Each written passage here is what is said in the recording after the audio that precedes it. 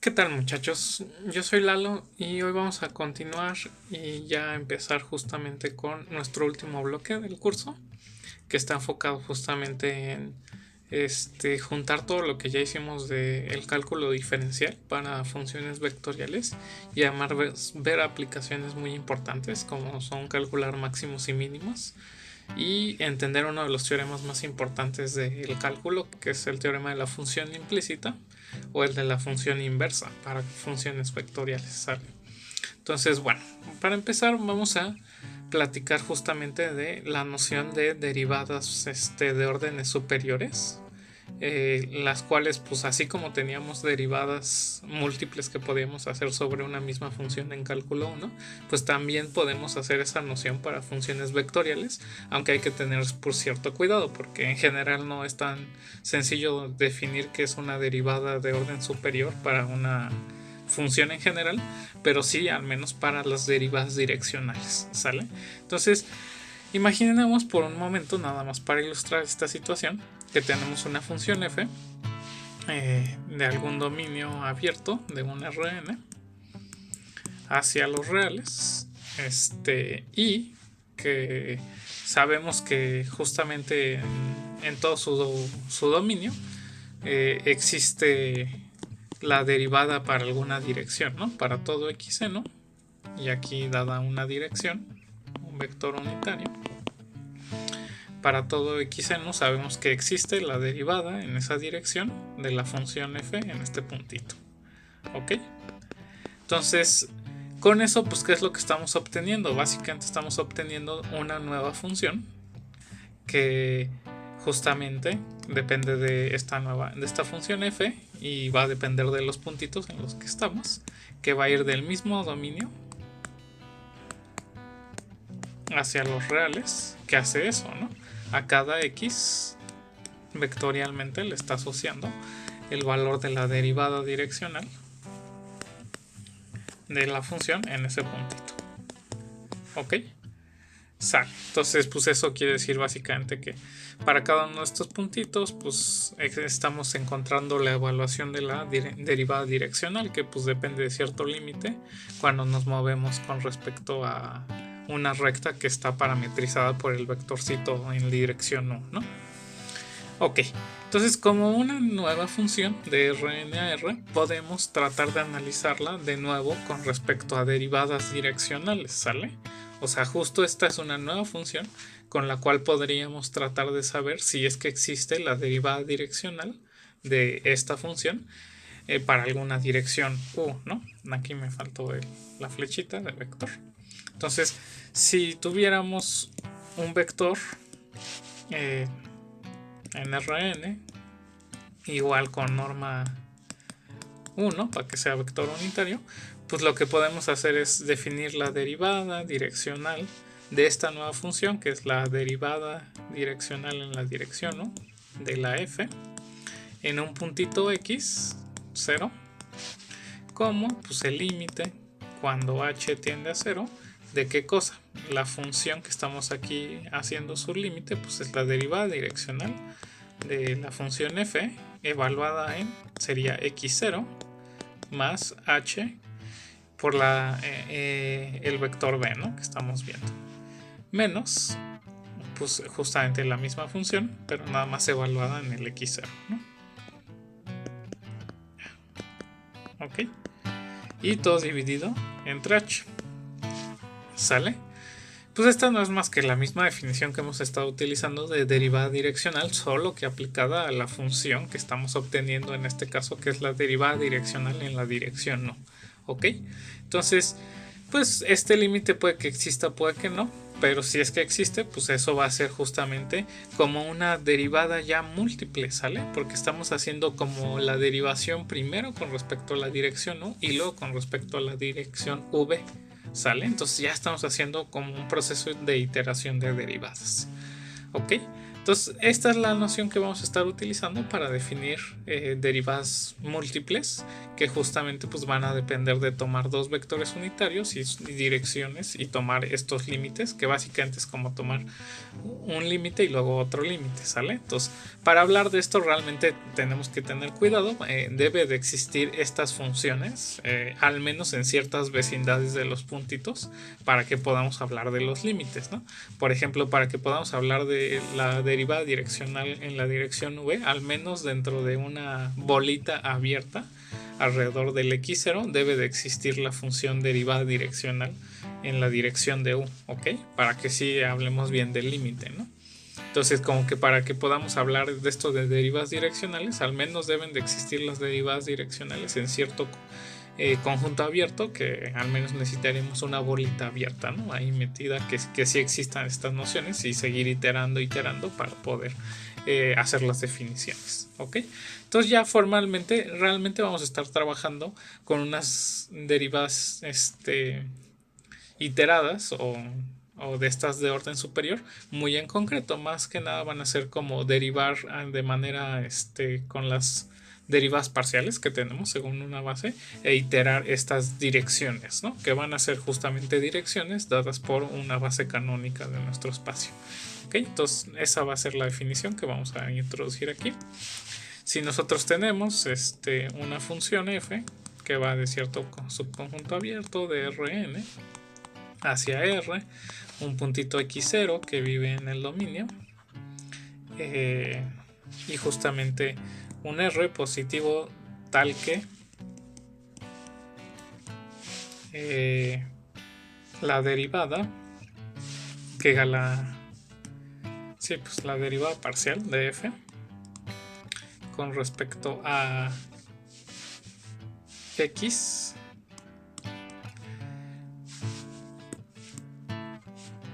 x1 o xy en general, y también la derivada parcial con respecto a xj existen en la bolita esta, la bolita de radio R y centro x0. Entonces vamos a decir que la derivada de orden 2 en la función f, primero con respecto a la variable xy y luego con respecto a la variable xj, esa va a ser la derivada iterada en el puntito x0, pues no va a ser otra cosa más que el límite cuando h tiende a 0 de la derivada con respecto a xy evaluada en x0 más h el ej menos la derivada parcial igual en xy, pero ahora solo evaluada en x0 y todo dividido entre h. O sea, justamente es la definición de la derivada parcial por la dirección del ej, ¿sale?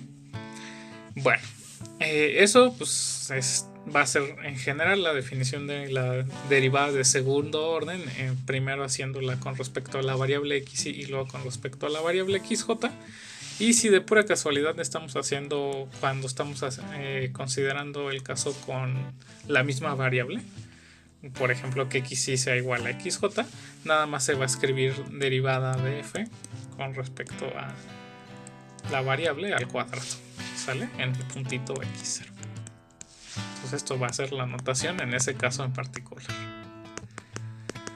Ok, entonces vamos a trabajar con derivadas parciales de nuestras funciones de manera iterada en este sentido. Cuando veamos una derivada de este orden superior, pues lo que quiere decir es como hacer la derivada, tomar el límite de la variable que está más a la izquierda y así internamente ir tomando, ¿no? Entonces, bueno, para hacer un ejemplito, pues vamos a ver las derivadas iteradas de una función en particular, que va a ser la siguiente. Vamos a calcular las derivadas iteradas o derivadas de orden 2 van a ser, porque estamos haciendo como dos procesos.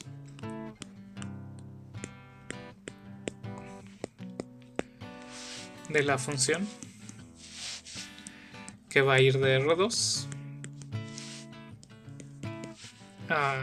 hacia los reales que hacer lo siguiente. A cada xy le asocia x coseno xy más y seno de xy. ¿Sale? Entonces es una función que va de R2 hacia los reales. Y pues vamos a ver que van a existir estas nociones de derivadas parciales de órdenes superiores. ¿Ok? Entonces, pues para poder hacer todo este proceso vamos a tener que calcular en primera instancia las derivadas de orden 1, o sea, las derivadas parciales. Entonces, primero, la derivada parcial con respecto a la variable x en un puntito x0, y0, pues no es muy difícil de calcular. Básicamente es derivar esto con respecto a la variable x, ¿sale? Y pensar a la y como si fuera una constante cuando hacemos ese proceso de derivación. Entonces cuando hacemos ese proceso de derivación, pues esto de aquí es un producto de dos funciones que sí dependen de x. Entonces la primera parte pues va a ser derivar x por coseno de xy, o sea va a quedar coseno de xy más ahora x por la derivada de coseno de xy. Entonces la derivada de coseno pues ya sabemos que es menos seno en xy multiplicado por la derivada del argumento. Justamente pues el argumento es xy. Cuando derivamos eso con respecto a x pues queda un y. Entonces eso nada más queda como un factor y que lo podemos escribir de esta manera. Y el segundo sumando, pues la y es una constante con respecto a la derivación. Entonces nada más va a ser y multiplicado por la derivada de seno de x xy, ¿sale? Que es justamente pues coseno de xy multiplicado por la derivada de xy, o sea, con respecto a x, que pues va a ser la y, entonces aquí nada más hay que poner un cuadrado. Entonces esa va a ser la primera derivada en la variable x. En la variable y justamente queda ahí, esto como estamos evaluando en un x0, pues hay que hacerlo en ese x0. Pero de nuevo, como función, pues básicamente es eso, ¿no? En una variable, en el puntito x, y, pues va a ser esto nada más que sin ceros, ¿sale? Y cuando hacemos de la variable y, lo que va a quedar pues es hacer el mismo proceso de derivación, pero ahora considerando la variable como y la x va a ser una constante, ¿ok? Entonces el primero pues va a quedar x, que es una constante, por la derivada de coseno de xy, que pues va a ser de nuevo un menos seno de xy por la derivada del argumento que es xy. Entonces va a quedar una x, nada más lo ponemos aquí al cuadrado, más, y ahora este es un producto de dos funciones que dependen de y, entonces la derivada de y pues queda seno de xy y el otro factor pues queda y multiplicado por la derivada de seno de xy, que justamente es coseno de xy, y tenemos que multiplicar por la derivada del argumento, que justamente va a ser nada más un x, ¿sale? Entonces aquí queda x, y todo esto pues hay que evaluarlo en el puntito de x0 y 0. Ok, entonces ahora para calcular las derivadas de orden 2 pues hay que hacer justamente el proceso de derivación para estas funciones, ¿sale? Entonces pues vamos a hacer ahorita la derivada primero con respecto a y de esta y luego con respecto a x de la de abajo, ¿va? Entonces la derivada de orden 2 primero con x y luego con y en un puntito x0, y0, pues va a ser derivar justamente esta expresión, pero ahora haciendo el papel de la variable y como la que está variando, ¿sale? Entonces pues el primer término pues es derivar coseno de x0 y 0, que pues justamente es nada más menos seno de x0 y 0, y como estamos derivando con respecto a la segunda variable, pues aquí el argumento pues su derivación nada más va a quedar x0, ¿sale? Del otro pues va a quedar el x0 es una constante, entonces nada más va a ser x0 por la derivación de estas cosas. Entonces pues va a quedar seno de x0 y0, y el otro pues va a quedar y0 por la derivada de seno, que justamente es coseno en x0 y0, y pues hay que multiplicar por la derivada del argumento, que pues es x0. Entonces lo sacamos de este lado.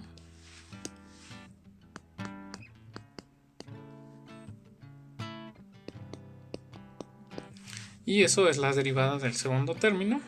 Y la del último término, pues va a quedar más y tenemos que derivar con respecto a y. Entonces queda 2y0 coseno de x0 y0. Y el otro término pues queda más, que en realidad se va a volver un menos porque vamos a derivar ahí por un coseno. Y0 cuadrado seno de el x0 y0, y pues ese x0 se tiene que sacar como un factor.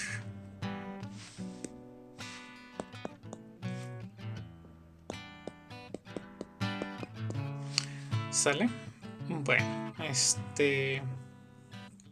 ok, hasta aquí todo bien. Justamente déjenme ver, aquí creo que se simplifica una cosa. Bueno, ahorita lo checamos.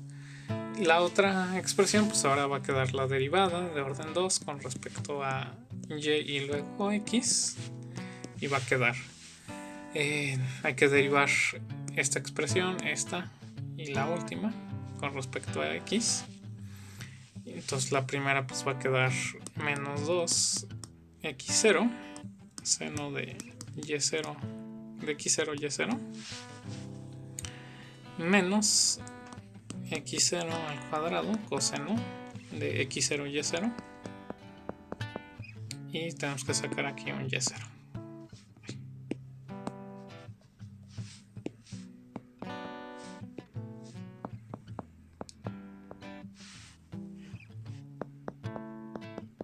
¿Sale?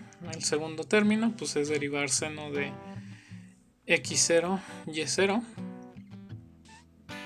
y pues con respecto a x derivar eso pues es justamente un coseno de x0 y0, y pues al derivar el argumento con respecto a x pues nada más queda un y0 ahí afuera. ¿Sale?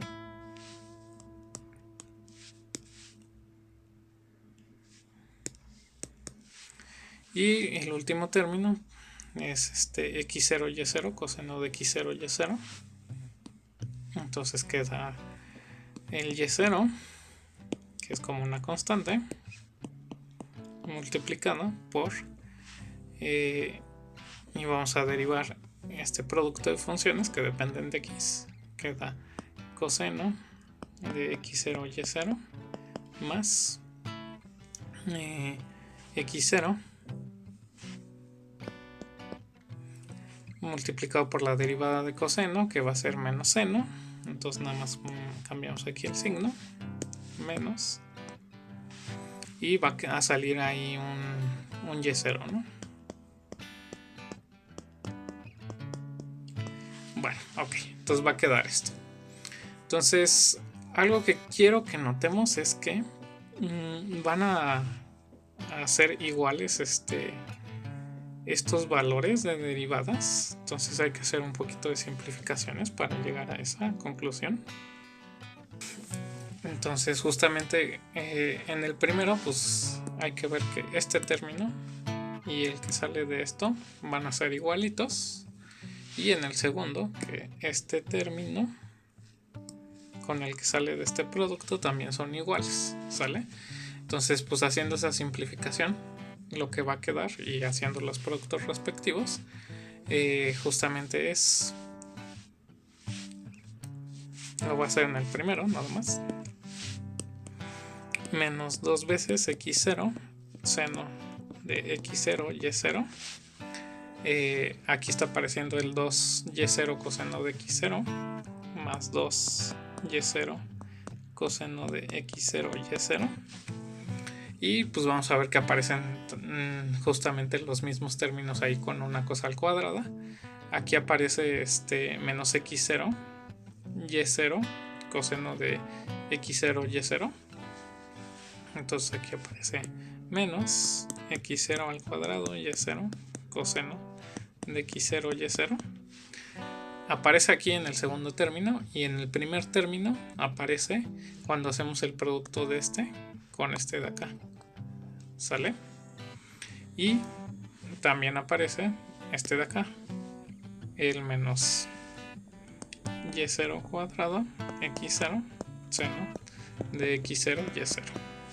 ¿Sale? Y aparece acá cuando hacemos este producto, con este. ¿Ok?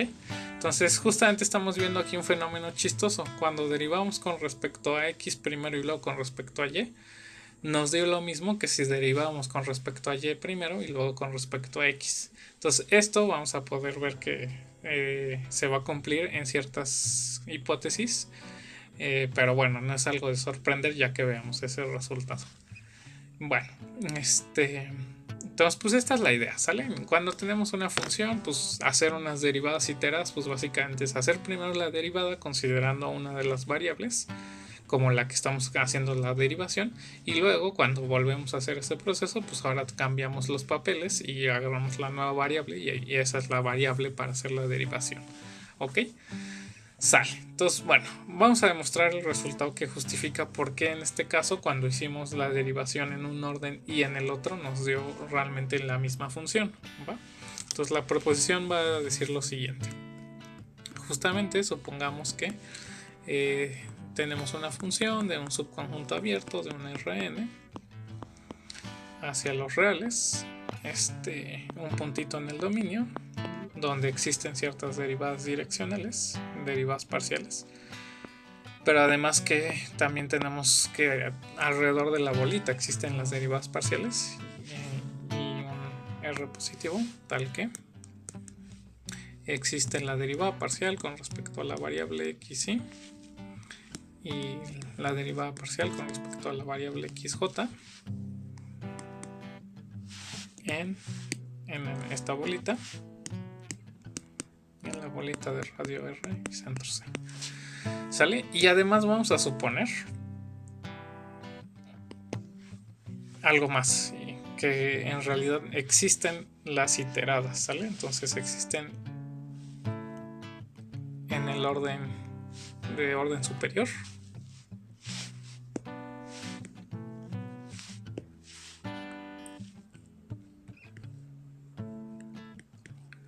Y son continuas justamente en el puntito x0, ¿sale? Entonces, en ese caso, se va a cumplir la igualdad esta que estábamos viendo el fenómeno hace ratito. La derivada con respecto a hacer en cierto orden las cosas, pues va a dar lo mismo que en el otro orden.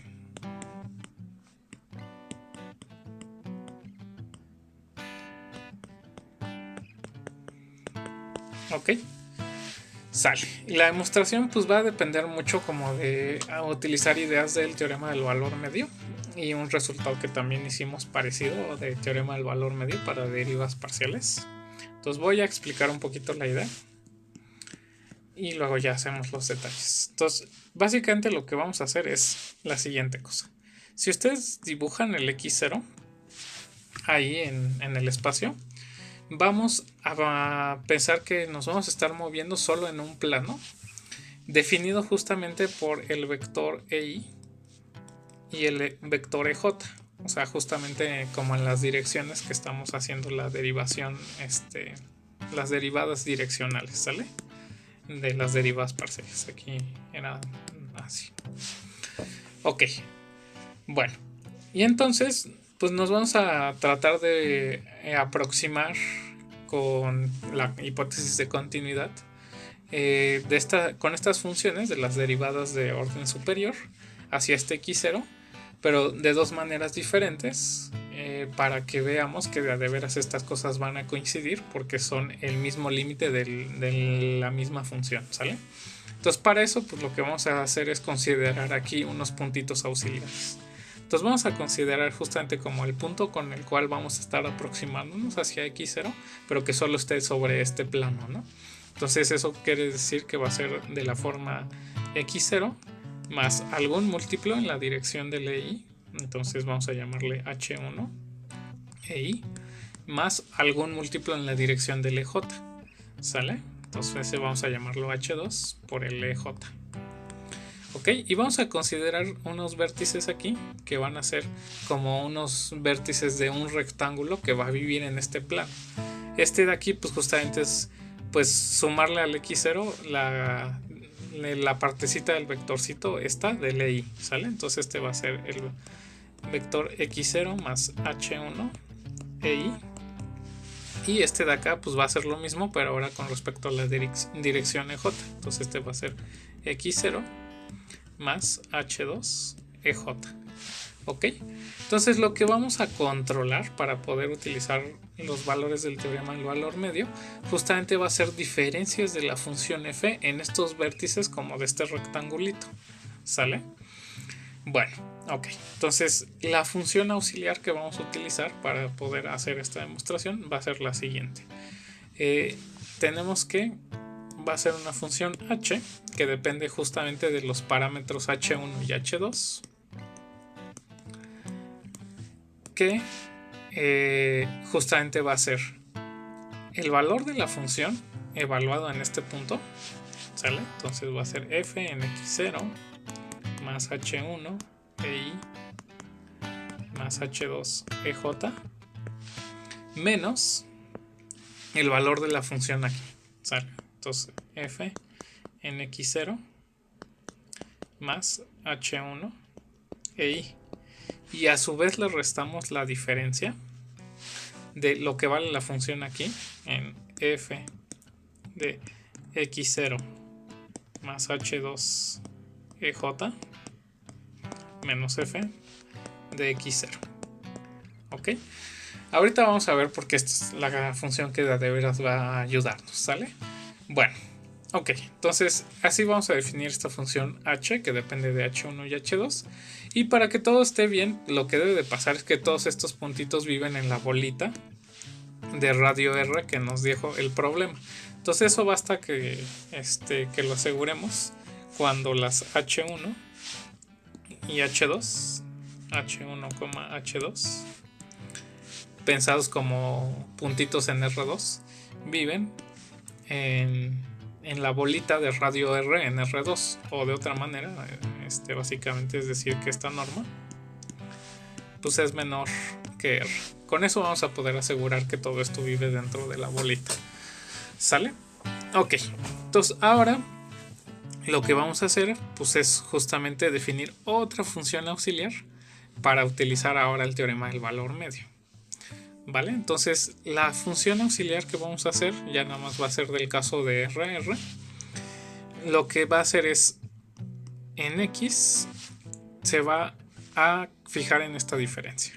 F de X0 más X multiplicado por el EI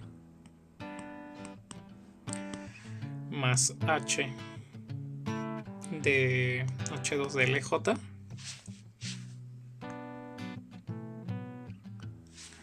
menos ok, espera, no sé, aquí es así, al revés.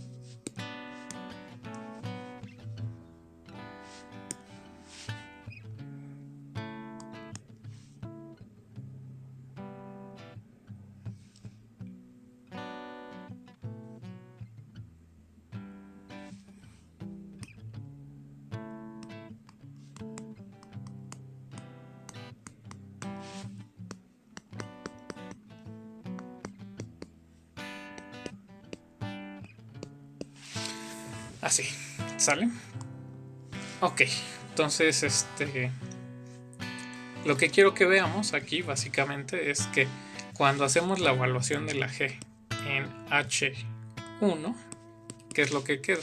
Queda justamente F de X0 más H1 EI más H2EJ menos F de X0 más H1 EI.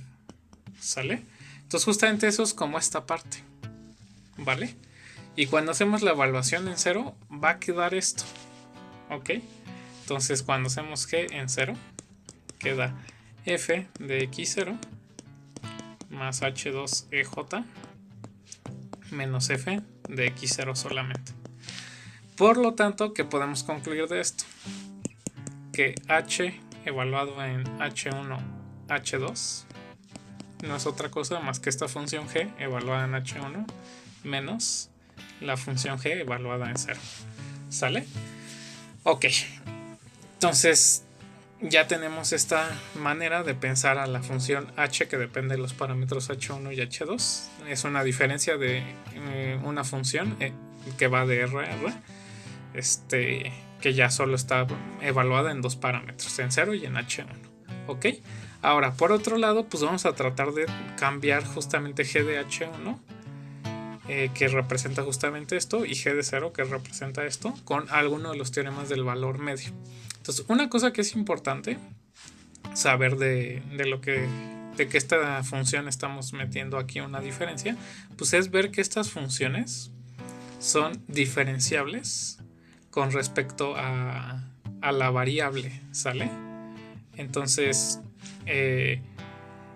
justamente g de h1 y g de 0, pues es como la diferencia de los valores de la función en dos extremos, que por el teorema del valor medio pues va a ser lo mismo que el valor de la derivada en alguno de los puntitos, si es que existe, multiplicado por la longitud del intervalo, ¿sale? Que en este caso pues va a ser h1 básicamente. Y pues esta función, justo de las hipótesis de que las derivadas direccionales existen de órdenes superiores, pues van a hacer que la g sí sea diferenciable. Y la diferencial con respecto a x, pues justamente como estamos aquí haciendo la variación solo con respecto a y, pues va a hacer justamente algo que tiene que ver con la derivada con respecto a la variable xy de la función f. Entonces, justo la derivada de la función g, pues va a ser algo que pues tiene que ver con la derivada parcial con respecto a la dirección EI, porque justo estamos haciendo la variación solo con respecto a la variable dada por el vectorcito EI. Entonces pues esto nada más no es otra cosa más que la derivada parcial con respecto a la variable xy de la función evaluada en ese mismo puntito, que va a ser x0 más xi más h2EJ menos la derivada parcial con respecto a la misma variable de x0 más xi. ¿Sale? Esa es la derivada. Por lo tanto, pues utilizando el teorema del valor medio para la función g, sabemos que existe un valor Zebda que vive en el intervalo 0, el valor absoluto de h1, ¿sale? Tal que g de h1 menos g de 0 es lo mismo que el valor de la derivada en este Zebda multiplicado por h1, ¿sale? Y pues ya vimos que este valor de la derivada pues no es otra cosa más que la derivada parcial de la f con respecto a x y evaluada en x0 más Zebda EI más h2 EJ menos la derivada parcial.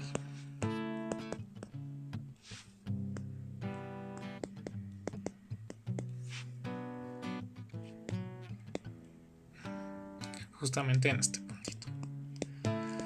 Ok, sale pues. Entonces con eso ya logramos calcular a partir del teorema del valor medio, pues H1, H evaluado en H1, H2 de esta forma. ¿Sale? Y ahora vamos a utilizar el resultado que, y esto aquí se me olvidó hacer el factor que está multiplicando ahí, es h1 multiplicado por esto. Ahora vamos a utilizar la versión del teorema del valor medio para derivadas parciales que hicimos en el bloque anterior. Justamente aquí estamos obteniendo una diferencia de unas derivadas parciales evaluadas en dos puntitos, ¿sale? Justamente lo estamos haciendo como aquí está el x0 más el sebna del EI más H2EJ, y por acá está abajito x0 más el sebna del EI, y nos estamos moviendo justo que tanto, pues el H2EJ, ¿sale? Entonces estamos haciendo esta diferencia, sale. Entonces por ese resultado sabemos que esto va a ser lo mismo que H1 por la norma del salto que estamos haciendo, y con su dirección pues va a ser justamente H2 por la derivada de ese direccional en esa dirección. Entonces justamente esto va a ser la derivada de orden 2 de la función f. Primero hicimos la derivada con respecto a xy y luego con respecto a xj, evaluado en algún puntito aquí intermediamente, ¿sale? Entonces eso va a ser evaluado justo en un x0 más zeta ei más algún puntito ahí, vamos a llamarlo phi ej. Ok, entonces eso está dando la función h1 h evaluada en h1, h2 cuando hacemos esto de acá. Ahora, eso fue cuando pensamos justamente a la h como la diferencia de esto de aquí, esta diferencia entre saltos y esto de acá. Sin embargo, esa diferencia también la podemos reescribir de otra manera, como a este de aquí le restamos este de acá y a este de acá le restamos este de acá, y estamos haciendo la resta de esas cosas, ¿sale? Eso pasa si pensamos que esto le estoy restando este de aquí y que este que se va a volver positivo le estoy restando este de acá, ¿sale? Entonces estamos haciendo básicamente también aquí unas diferencias, pero ahora con respecto a otra variación. Entonces si hacemos este cambio de papeles, pero ahora intercambiar las cosas, lo que va a suceder es que vamos a poder encontrar que esto es h1, h2, la derivada de f con respecto, y hacer el mismo proceso, pero ahora intercambiar los papeles. En x0 más, pues va a ser un septa distinto, entonces vamos a llamarlo prima, ei, más un phi distinto, también prima, en ej, ¿sale? Ok, y ya, para concluir, pues ¿qué es lo que hacemos? Pues vamos a ver que el límite cuando h1, h2 de h evaluado en h1, h2, todo dividido entre h1 por h2 y esto tendiendo a 0, pues es lo mismo, pues con estas dos expresiones diferentes, que el límite cuando h1, h2 tiende hacia el vector 0, piensa en esto como vector, de estas cosas, ¿no? Cuando hacemos esta cociente de acá, pues ya nada más va a quedar la derivada de orden 2, aquí es orden 2, con respecto a xj, xy, en estos valores, pero también por otro lado va a quedar en el otro orden.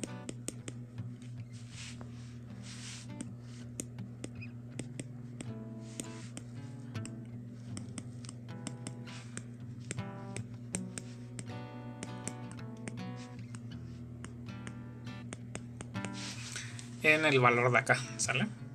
Entonces lo importante de esto también es notar que como h1 y h2 tienden a 0, eso implica que el psi' y el phi', tanto el psi y el phi acá, deben de tender a 0. Entonces esto lo podemos pensar como que nada más es psi y phi, y esto es psi' y phi'.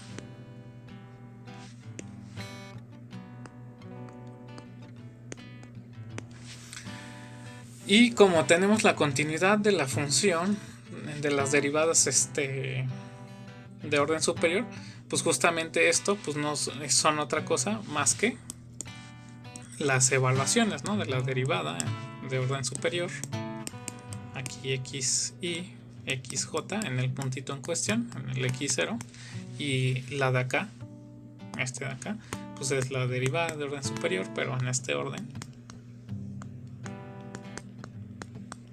en el puntito en cuestión. Entonces, como los límites son únicos, eso quiere decir que estas son iguales, que es lo que queríamos demostrar, ¿sale? Entonces, bueno, el resultado es cierto básicamente porque estamos aquí haciendo un truco de que una diferencia de ciertas diferencias la podemos pensar como haciendo una variación con respecto a una dirección, pero también lo podemos pensar como una diferencia de otras diferencias, pero haciendo la variación con respecto a la otra dirección, y utilizar el mismo artilugio del teorema del valor medio para hacer estos cálculos, ¿sale? Entonces, bueno, con eso vamos a tener este resultado. Y pues ya nada más para concluir, vamos a introducir una definición de que una función pues tenga cierto comportamiento de ser diferenciable. Y vamos a reescribir básicamente este resultado que dijimos con respecto a esta definición. Entonces vamos a decir que f, una función que va de cierto dominio abierto de un Rn hacia R, es de clase seca si existen todas las derivadas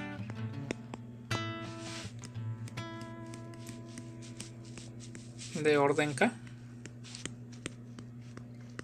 de orden a lo más k, y son continuas. ¿Sale?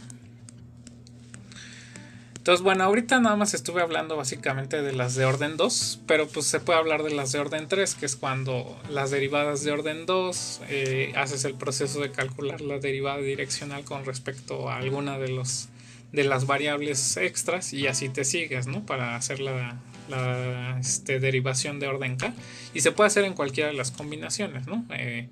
Entonces, bueno, vamos a decir que una función es de clase seca si existen todas las posibles derivadas de orden superior con todas las posibles órdenes, y además todas estas funciones te dan funciones continuas. Entonces, como última cosa, pues lo que quiero que quede claro es si f es de clase C1,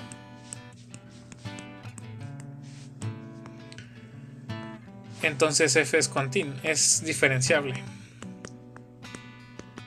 Diferenciable con el sentido de diferenciable con derivada global.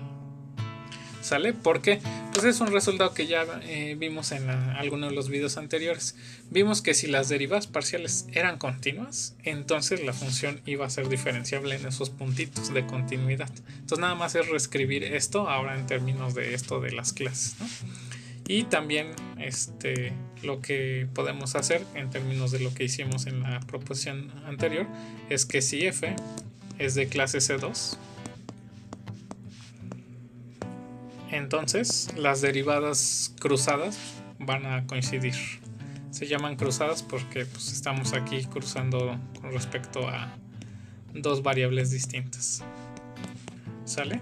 Y pues nada más es reescribir lo que hicimos ahorita, utilizando la hipótesis de que justo las derivadas de orden 2 pues están siendo continuas por ser f una función de clase C2, y entonces puedes utilizar la prueba que hicimos anteriormente para ver que entonces iban a coincidir estas derivadas cruzadas. Sale, pues entonces esto pues nada más es como hacer un proceso de iteración con respecto a derivadas direccionales, y ahí combinar un poco los resultados de los teoremas del valor medio para poder concluir este estilo de cosas. Entonces no es muy complicado, solo es un poco latoso de estar escribiendo y haciendo la talachita, y bueno, saber bien los trucos cómo implementarlos. Pero bueno, de mi parte es todo por este video y nos vemos en la próxima.